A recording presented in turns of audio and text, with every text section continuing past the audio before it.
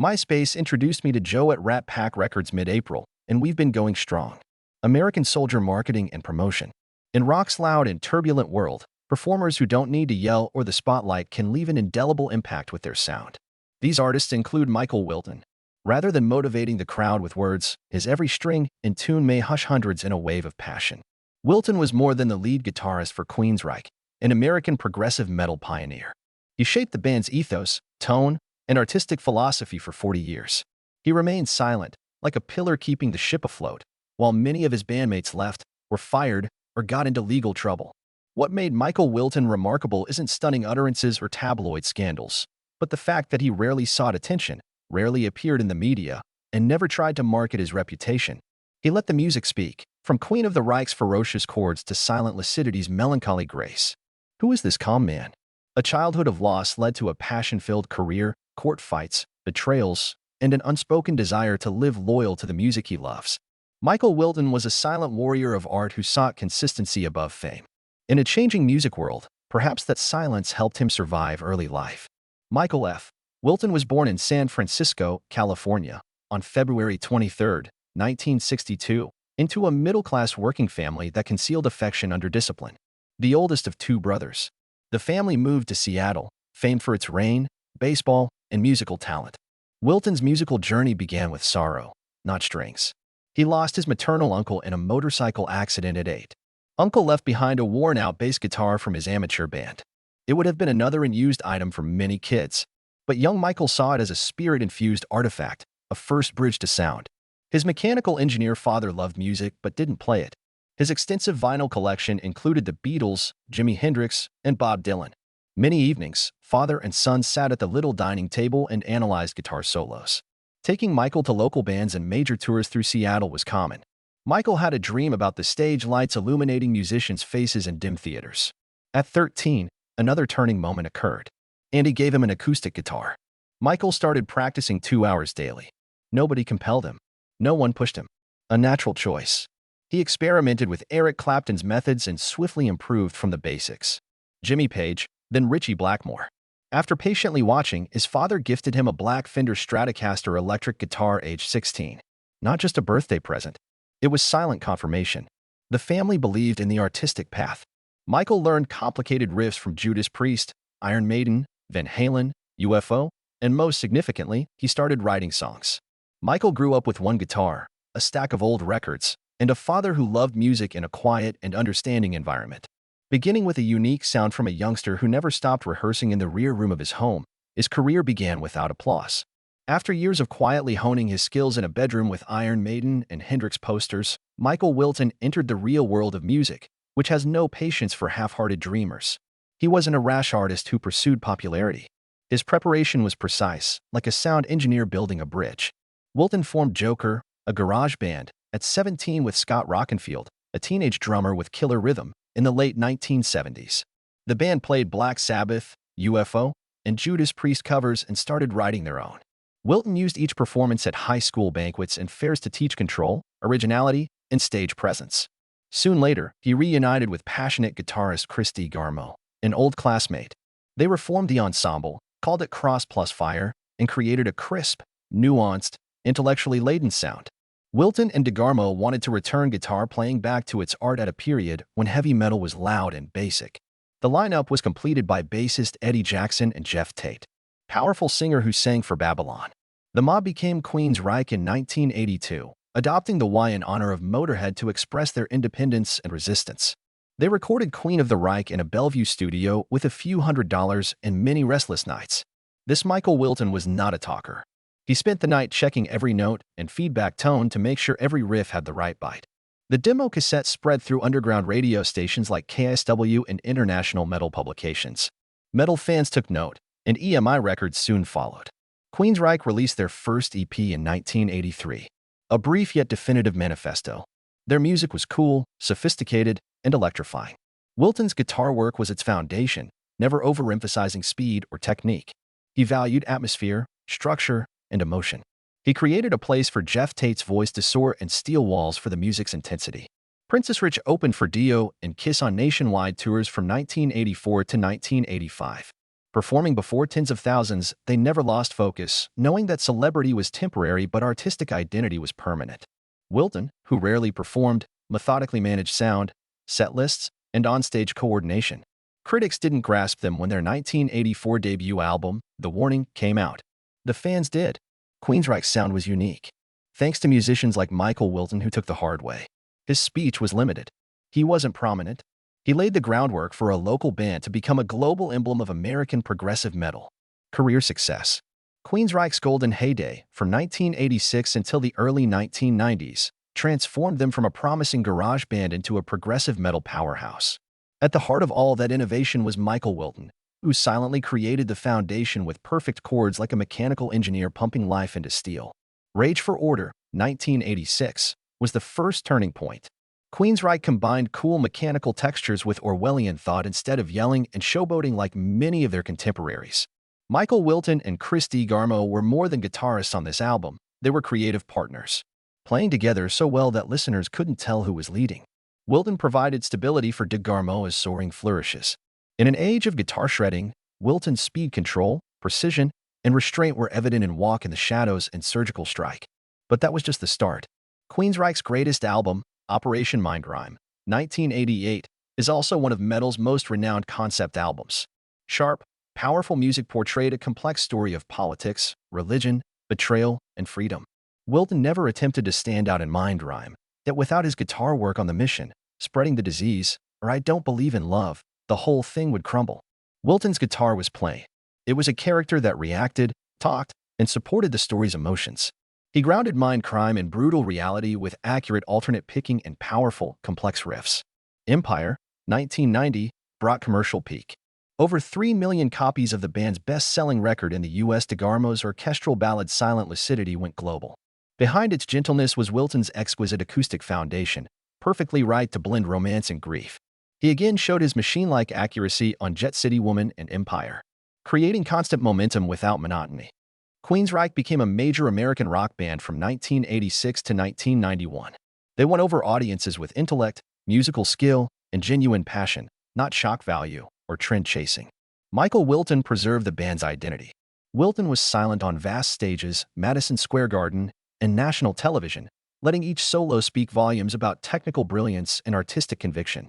If Jeff Tate was the voice and DeGarmo the poetic soul, Michael Wilton was the silent architect who held it all together. Queensryche may have survived without him, but would never have had their sound's chilly depth or crisp sonic bass. Trouble and disagreements. Michael Wilton, known for his quietness and rare public appearances, couldn't escape Queensryche's internal earthquakes from the 2000s onward. After nearly 2 decades, the band fell out over people, not music.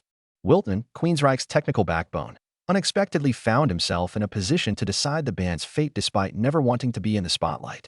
After Empire, 1990s breakthrough, Queensryche produced Promised Land, 1994, Here in the Now Frontier, 1997, and Tribe, 2003. The creative oneness began to break. Chris DeGarmo, Wilton's long-standing collaborator, left the band in 1997. Wilton was devastated because the two had an uncommon musical connection. Queensryche's artistic style shifted toward abstract conceptual area under Jeff Tate, moving away from their progressive metal roots. Wilton still worked, but the creative gap grew. He said he wanted to play guitar in a 2011 interview. But sometimes you must choose between playing your passion and keeping a band alive. The breaking point occurred in April 2012 in Sao Paulo, Brazil. The band fired Jeff Tate's wife and stepdaughter as manager and fan club operator before a gig. Tate was furious. Combat erupted backstage. Tate beat Wilton and Scott Rockenfield with fists and saliva. The unlikely event between bandmates who had performed together for 30 years surprised fans and rock media. Tate performed that night, but the damage was permanent. He was sacked from Queen's Rush 2 months later. Tate fought back, suing the remaining members and claiming band name ownership. For 2 years, the Globe saw something unusual. Both Jeff Tate and Wilton, Rockenfield, and Eddie Jackson, now with vocalist Todd Latour, are performing under the same moniker. The branding battle lasted until 2014, when a Washington state court settled the case. Michael Wilton and his bandmates retained exclusive rights to the Queensryche name, while Jeff Tate was allowed to perform Operation Mindcrime and Mindcrime 2 under his own name. Wilton neither celebrated nor criticized the press. After a few interviews, he discreetly resumed guitar. What's astonishing is that Wilton, who had always avoided the spotlight, was obliged to step up during this tumultuous, headline-filled times. Instead of seeking it, he became the central figure since no one else would preserve Queensryche's essence. Scott Rockenfield, Wilton's drumming partner since Cross Plus Fire, filed another lawsuit in 2021 after the storm had subsided. Wilton and Eddie Jackson were sued by Rockenfield, claiming he was unfairly banned from the band after taking a 2017 leave to care for his newborn kid. Wilton didn't answer, but court filings proved Rockenfield had been AWOL for nearly 4 years, missing recording sessions, avoiding communication, and not signing performance contracts. After nearly 2 years, the matter was resolved out of court in November 2023 without a verdict. Only one truth remained. Again, Wilton stayed while Rockenfield left. Personal life. After years of internal fights, disagreements, and undesirable changes in Queensrÿche, Michael Wilton never gave up but stopped seeking noise. While others focused on social media, talk programs, and commercial branding, he quietly carved out his own way, creating music without compromise and lived a life without validation. Wilton launched Soulbender, a classic hard rock and heavy metal side project, in 2002, when Queensrÿche was musically adrift and the fanbase was growing divided. Soulbender was cruder and wilder than Queensrÿche's complex compositions and philosophical topics. It allowed Wilton to let go of creative ambitions and play the guitar without a concept. The underground metal community embraced Soulbender's 2004 debut album. A decade later, the band re-released Soulbender 2 with 4 new compositions in 2014, indicating that this wasn't a one-time diversion but a modest, independent, and self-driven musical lifeblood that continued to flow through Wilton. Michael Wilton released his first solo album, Whip Volume, in December 2024.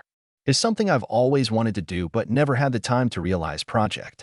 The album didn't seek to change the market or decipher mind crime metaphors. It was a genuine voice. From a man who had played guitar for 40 years, committed, lost, and kept mute for the band, and now wanted to play for himself. Whip Volume sound.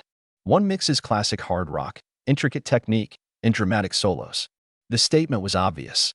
Wilton was a fully grown musician with a musical individuality forged by time and volatility, not DeGarmo's shadow or second guitarist. Wilton lived a typical life outside of music, not in Los Angeles or New York. He didn't party, follow fashion, or discuss politics. He loved athletics and excelled in high school baseball, basketball, and football. Keep those passions alive to stay grounded. Wilton, his wife, and children reside in a quiet Washington suburb. He collects guitars, maintains amplifiers, listens to vinyl, and does morning finger exercises like a ritual. Guitarists recognize him, but you won't see him on TV or posting contentious content on social media. Musician's guitarist, revered for his legacy and influence. Michael Wilton has never been ranked among the fastest guitarists or most showy performers. But to those who understand metal, especially progressive metal, Wilton is one of the few performers whose influence lasts and needs no hoopla. From co-writing Queen of the Reich with Chris DeGarmo to Operation Mindcrime and Empire, he established a foundation, not an image. Wilton always shaped Queensryche's sound. If DeGarmo was the emotional soul and Jeff Tate the philosophical voice, Wilton was the steel framework that held everything together. His music is precise, controlled, notably in his alternate picking approach, and has an industrial-inspired compositional mindset. Despite his mechanical structure, Wilton's playing is always human. Balance, depth, and emotion without excess. His solos in Empire, I Don't Believe in Love, and Surgical Strike are not performances. They're musical answers to how do you say the most with fewest notes. Wilton is a shy guitarist who relies on his ability rather than fame. He's revered among guitarists for his logical, solid, and careful musical space building. Future guitarists like John Petrucci of Dream Theater and Mark Morton of Lamb of God credit Queensryche and Mindcrime with shaping their music. Queensryche's call-and-response guitar work, which seamlessly blends melody and structure, is often credited with connecting NWB Chim to American prog metal. After 40 years, Michael Wilton has never quit the band. He stayed after DeGarmo left. He didn't crumble when Jeff Tate sued the group. Despite being capable of standing alone, he remained silent during Rock and Field's court turmoil and never sought the spotlight. His unflinching commitment in a betrayed industry may be his greatest legacy. Not only the album's guitar work, but the emphasis on depth, discipline, and self-identity in art. Michael Wilton proves you don't have to be loud to be remembered. Stay in rhythm, be present, and play with everything you have. And music will handle the rest. Current life. Michael Wilton, in his 60s, performs as an artist writing the present, not a legend. His long silver hair and calm countenance are unchanged from 30 years ago, except for one thing. His proof is no longer needed. Michael Wilton is the only Queensryche member to remain since its establishment as of 2025. He has observed every change for nearly 50 years. DeGarmo's exit, Jeff Tate's divorce, lawsuits, lineup changes. Only his guitar remains. Still booming when needed, still going silent when needed, remains the band's calm anchor. Wilton and Todd Latour, Queensryche's formidable new frontman, guided the band through skepticism and rebirth with Condition Hummin' 2015, The Verdict 2019, and Digital Noise Alliance 2022. Though they no longer top the charts like they did during Empire, their music still wins over old fans and newcomers. Wilton resides in suburban Washington, away from Los Angeles and Nashville, when not touring. His wife and family, morning guitar practice, and internet anonymity are his priorities. Perhaps most surprising, he never needed TikTok, political pronouncements, or media efforts to survive. His solo album Whip Volume 1, issued near the end of 2024, was a gentle reminder that he never went. Wilton's raw guitar tones, vintage hard rock sensibility, and pure emotional expression seemed to appreciate the bass guitar his uncle left him when he was 8 years old, which saved him. Michael Wilton won't appear in Super Bowl ads. Not the finest of all time. He symbolizes progressive metal. He's the most durable, not the flashiest. Most faithful, genuine. He does not cause media chaos. He lets music ring out freely and deeply. He doesn't pursue viewers. He holds his own pace and draws followers. Michael Wilton is unique because he plays quietly in a louder world. He may not stand out in a crowd. When the last note ends, you'll remember him. If you've ever admired a band for their authenticity rather than their fame, you may have loved Queensryche. If you've ever respected an artist for never straying from himself, Michael Wilton deserves a quiet space in your heart. Leave a comment on this tranquil musical journey. What was your first Operation Mindcrime hearing? Have you heard Wilton's exquisite silence? We want your tale. Please subscribe to the channel to discover artists who live and play genuine and create legacies that need no introduction. See you next story.